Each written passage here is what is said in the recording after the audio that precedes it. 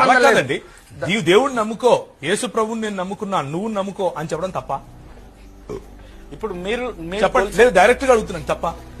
తప్పే సార్. తప్ప అయితే ఉదయాన్నే ఎందుకని ఉదయాన్నే మా ఇంటి ముందు శుక్లాంబరధరం విష్ణు శశివర్ణం చతుర్భుజం అని పెడతారు?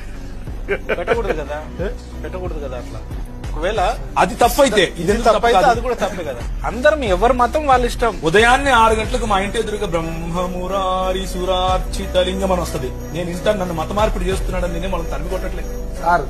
మీరు యేసు ప్రభువుని నమ్ముకున్నాను, మీరు నమ్ముకోండి అన్నదానికి ఇక్కడ ఆగండి.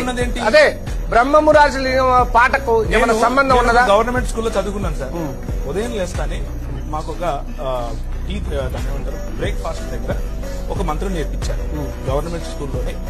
అందరూ కట్టిన ట్యాక్సుల్లోనే ఇలా చేతులు పెట్టుకుని మేము ఓం బ్రహ్మార్పణం బ్రహ్మాగ్ని బ్రహ్మాత్మ బ్రహ్మనామదం బ్రహ్మైవతే అది తిన్నాం. ఇప్పుడు దీన్ని ఏమంటారు? మత మార్పిడి అన్నామా?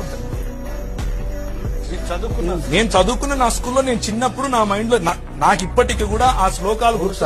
భారతదేశంలో హిందూ స్కూల్స్ కాబట్టి అదే చెప్పారు. హిందూ స్కూల్స్ ఏంటండి? గవర్నమెంట్ స్కూల్స్ అంటే గవర్నమెంట్ స్కూల్లో అందరూ హిందుత్వాన్ని బోధిస్తారు సార్. అది ఇప్పుడు ఒప్పుకుంటున్నారు. ఏమని? స్కూళ్లలో హిందుత్వం బోధిస్తాం, స్కూళ్లలో ఇంకేం బోధిస్తారు సార్? మరి అది మత మార్పిడే కదా మరి.